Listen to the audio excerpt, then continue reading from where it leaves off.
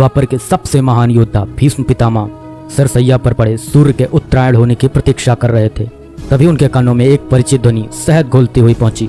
प्रणाम पितामह। भीष्म के सूख चुके होठों पर एक मरी हुई मुस्कुराहट तैर उठी और बोले, आप देवकी नंदन कृष्ण, स्वागत है तुम्हारा। मैं बहुत देर से तुम्हारा ही स्मरण कर रहा था। कृष्ण बोले, क्या कहूँ पितामह, अब तो यह भी नहीं पूछ सकता कि कैसे हैं आप। भीष्म पितामह चुप रहे, कुछ क्षण बाद बोले, कुछ पूछूं के सब, बड़े अच्छे समय से आए हो। संभवतः शरीर छोड़ने के पूर्व मेरे अनेक भ्रम समाप्त हो जाएंगे। कृष्ण बोले, कहिए ना पितामह।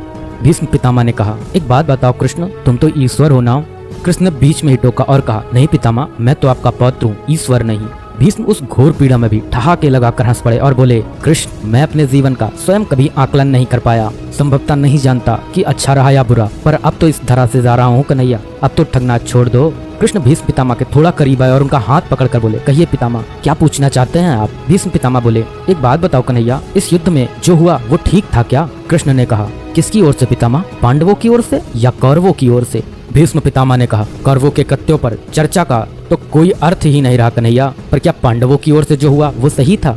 आचार्य द्रोण का वध, दुर्योधन की जंघा के नीचे प्रहार, दुशासन की छाती का चीरा जाना, जयद्रथ के साथ हुआ छल, निहत्थे कर्ण का वध, यह सब उचित था क्या।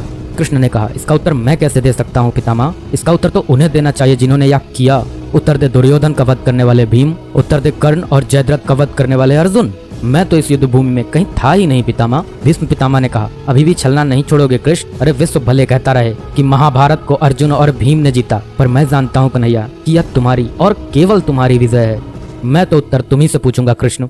भीष्म पितामह के इतना कहते ही कृष्ण थोड़ा गंभीर स्वर में बोले, तो सुनिए पितामह, कुछ बुरा नहीं हुआ, कुछ अनैतिक नहीं हुआ, वही हुआ जो होना चाहिए। भीष्म पितामह ने कहा, या तुम कह रहे हो केशव, मर्यादा पुरुषोत्तम राम का अवतार कृष्ण कह रहा है, या छल तो किसी युग में हमारे सनातन संस्कारों का अंग नहीं रहा, फिर यह उचित कैसे हुआ। कृष्ण ने कहा, इतिहास से शिक्षा ली जाती है पितामह, पर निर्णय वर्तमान की परिस्थितियों के आधार पर लेना पड़ता है। हर युग अपने तर्कों पर, अपनी आवश्यकता के आधार पर अपना नायक चुनता है। राम त्रेता युग के नायक थे, मेरे भाग में द्वापर आया था, हम दोनों का निर्णय एक सा नहीं हो सकता पितामह। भीष्म पितामह ने कहा, मैं कुछ समझ नहीं पाया कृष्ण। कृष्ण ने कहा, पितामह, राम और कृष्ण की परिस्थितियों में बहुत अंतर है। राम के युग में खलनायक भी रावण जैसा शिवभक्त होता था, तब रावण जैसी नकारात्मक शक्ति के परिवार में भी विभीषण जैसे संत हुआ करते थे, तब बाली जैसे खलनायक के परिवार में भी तारा जैसी विदुषी स्त्रियां और अंगद जैसे सज्जन पुत्र होते थे। उस युग में खलनायक भी धर्म का ज्ञान रखता था, इसलिए राम ने उनके साथ कहीं छल नहीं किया। किंतु मेरे युग के भाग में कंस, जरासंध, दुर्योधन, दुशासन, शकुनी, जयद्रथ जैसे घोर पापी आए हैं। उनकी समाप्ति के लिए हर छल उचित है पितामह। पाप का अंत आवश्यक है पितामह,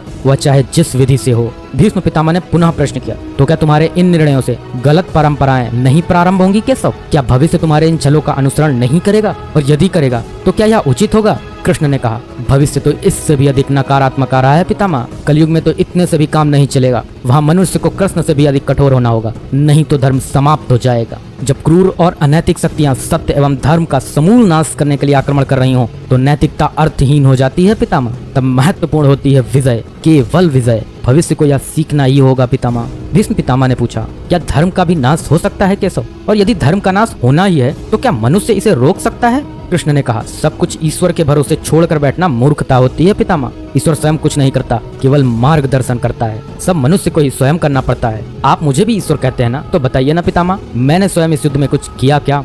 सब पांडवों को ही करना पड़ा ना, यही प्रकृति का संविधान है। युद्ध के प्रथम दिन यही तो कहा था मैंने अर्जुन से, यही परम सत्य है। कृष्ण की बातों को सुनकर भीष्म पितामह संतुष्ट लग रहे थे, उनकी आंखें धीरे धीरे बंद होने लगी। उन्होंने कहा, चलो कृष्ण, यह इस पृथ्वी पर अंतिम रात्रि है, कल संभवतः चले जाना होगा। अपने इस अभागे भक्त पर कृपा करना कृष्ण। कृष्ण ने मन में ही कुछ कहा और भीष्म को प्रणाम कर लौट चले। पर युद्ध भूमि के उस डरावने अंधकार में भविष्य को जीवन का सबसे बड़ा सूत्र मिल चुका था।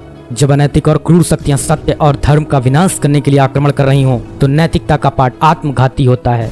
ईश्वर कुछ भी नहीं करते, ईश्वर सिर्फ राह दिखाते हैं, सब कुछ हमें ही करना पड़ता है, और ईश्वर के भरोसे हाथ पर हाथ रख के बैठे रहना मूर्खता होती है।